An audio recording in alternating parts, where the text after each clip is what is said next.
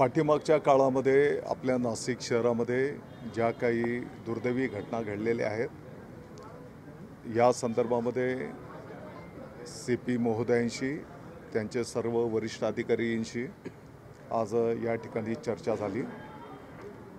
मला वाटतं की वर्षभरामध्ये 42 खुनाचे प्रकार घडलेले आहेत आणि इतरही जे काही गुन्हेगारी आहे त्या संदर्भामध्ये सविस्तर चर्चा या ठिकाणी संपन्न झाली। साधक बाधक चर्चा झालेली आहे आणि आपल्या नाशिककडनं संपूर्ण महाराष्ट्राला हे शांततेचं एक सांस्कृतिक शहर आहे अशा प्रकारची अपेक्षा आहे। आणि मग यामध्ये ड्रग्सचा विषय असेल, ट्रॅफिकच्या संदर्भातला विषय असेल, जिथे शाळा कॉलेजेस आहेत त्या परिसरातल्या विद्यार्थ्यांच्या सुरक्षिततेचा विषय असेल, या सर्व विषयांवर या ठिकाणी सविस्तर चर्चा झालेली आहे। काही चांगलं काम ऑलरेडी पोलीस विभागाने त्या ठिकाणी केलेलं आहे आणि येणाऱ्या काळामध्ये मला वाटतं की आजच्या चर्चेचं प्रतिबिंब आपल्याला संपूर्ण नाशिक शहरामध्ये त्या ठिकाणी दिसून येईल। दादा, खरं तर तुम्ही म्हटलात त्याचप्रमाणे 41 ते 42 खून नाशिक शहरासारख्या ठिकाणी होत आहेत। यात विशेष बाब म्हणजे आज काल देखील असाच एक किरकोळ कारणावरून खून झाला।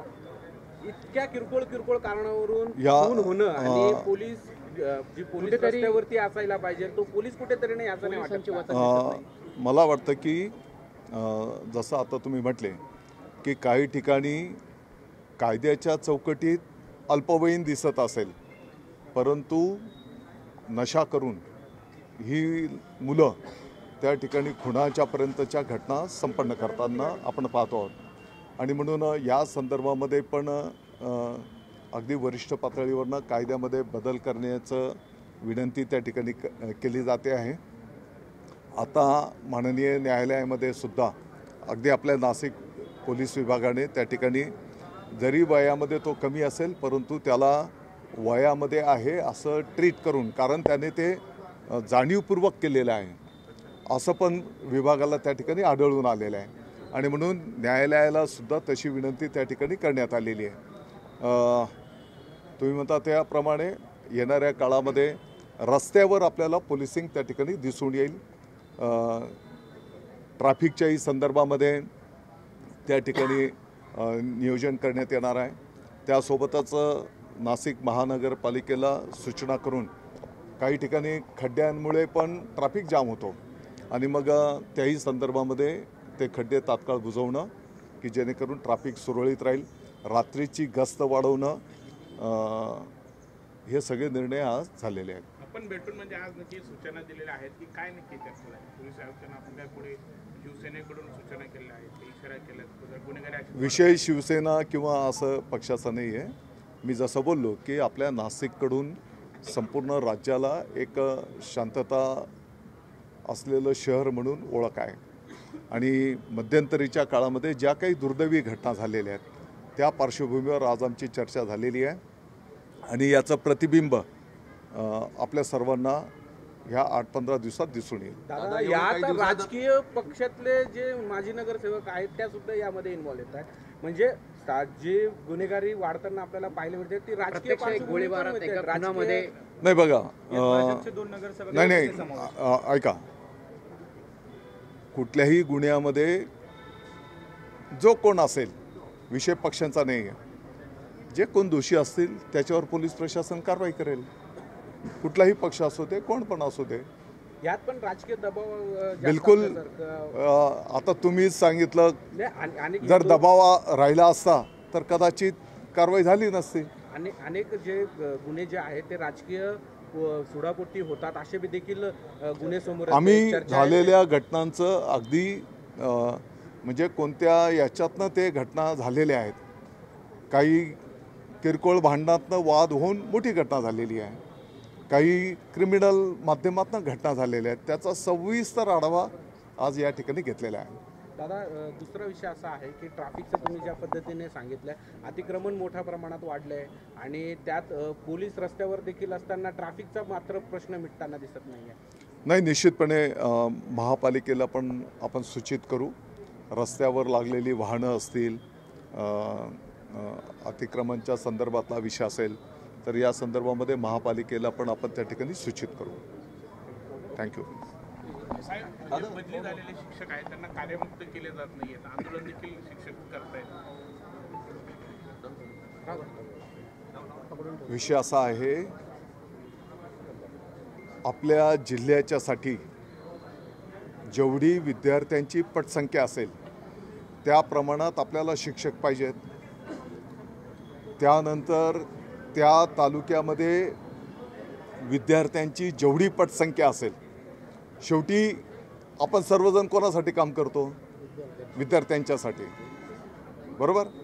तर त्या विद्यार्थ्यांच्या पटसंख्येच्या आधारावर त्या शाळेला पण तेवढे शिक्षक अपेक्षित आहे आणि त्याप्रमाणे विभागाने त्याचं नियोजन करावं एवढी सूचना आहे.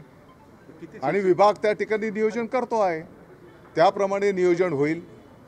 काही बाहेरचे शिक्षक पण येत आहेत.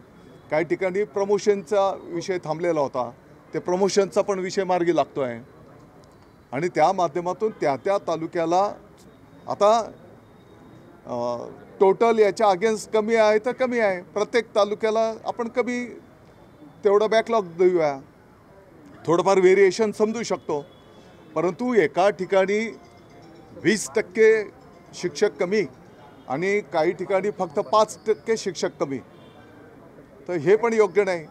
जिथे 20% शिक्षक कमी आहेत मग तिथल्या शाळा बंद करायच्या का? एवढ्यापुरता मर्यादित विषय आहे. तर ती दुरुस्ती त्यांना करायला सांगितलेली आहे, ती दुरुस्ती होईल. त्या भागातल्या शाळा बंद होणार नाहीत, ही पण आपली जबाबदारी आहे ना सगळ्यांची. एकतर ग्रामीण भागातल्या शाळा आपण एकीकडे बोलतो की त्या बंद होत आहेत, पटसंख्या कमी होते आहे, हे पण आपण बोलणार. पण दादा, किती विद्यार्थ्यांमागे एक शिक्षक पाहिजे असं काही? आताच्या घडीला 20 विद्यार्थ्यांच्या पाठीमागे एक शिक्षक तिकडं अपेक्षित आहे.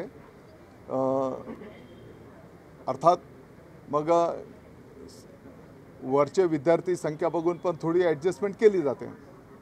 जिथे मुख्याध्यापक असतील ते पण शिकवण्याचं काम करतात आणि काही गंभीर आजाराने आपले शिक्षक बंधू भगिनी असतील, काही पती पत्नी एकत्रीकरण असेल, त्यांच्यासाठीचे विशेष नियम आहेत. परंतु त्या नियमांची अंमलबजावणी करत असताना आपली ग्रामीण भागातली शाळा बंद होणार नाही, अगदी खेड्यापाड्याच्या विद्यार्थ्यांना शिक्षण मिळणार नाही, हे पण आपल्याला बघावं लागेल ना. मग उद्या त्या गावातले ग्रामस्थ ती शाळा बंद करायला घेतील. तुम्हीच टीका टिप्पणी करणार त्याच्यावर. साहेब, जिथे अतिवृष्टी झाली तिथे अनेक ठिकाणी मुलांचे शाळेचे वह्या पुस्तकं असतील ते सुद्धा वाहून गेले, अशी काही ठिकाणी परिस्थिती आहे. आपण शिक्षण विभाग यावर काही निश्चितपणे शिक्षण विभाग या सर्व गोष्टींवर लक्ष ठेवणं आहे. मला वाटतं की आत्ताच अर्ध्या तासापूर्वी माननीय उपमुख्यमंत्री महोदय एकनाथजी शिंदे साहेबांचा फोन आलेला आणि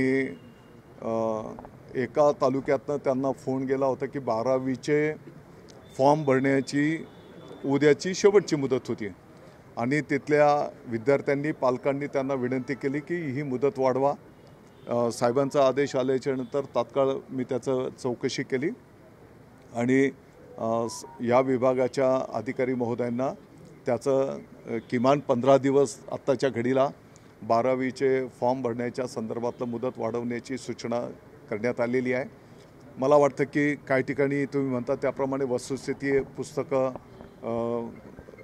वाहून गेले, दप्तर वाहून गेलेलं आहे आणि मग अशा ठिकाणी पर्यायी व्यवस्था शासनाच्या वतीने त्या ठिकाणी केली जाईल आणि जेणेकरून विद्यार्थ्यांचं शैक्षणिक नुकसान होणार नाही याची पूर्ण काळजी. काही ठिकाणी शाळेच्या इमारतीचं नुकसान झालं आहे, त्या सर्व गोष्टींवर आम्ही लक्ष ठेवून आहोत. मला वाटतं की आपण बघितलं असेल कालही काही ठिकाणी अतिवृष्टी झालेली आहे आणि मग पुढच्या आठवड्यामध्ये संपूर्ण राज्याचा आढावा घेऊन त्या पद्धतीचं नियोजन प्रत्येक जिल्ह्याचं तालुक्याचं नियोजन केलं जाईल. दादा, अहिल्यानगरमध्ये 2 गटामध्ये त्या ठिकाणी काही वाद झाले होते. आता पूर्ण जिल्ह्याचं आपल्याला या अतिवृष्टीमुळे काय नुकसान झालेलं आहे त्याचं जिल्हाधिकारी कार्यालयामध्ये आढावा घ्यायचा आहे.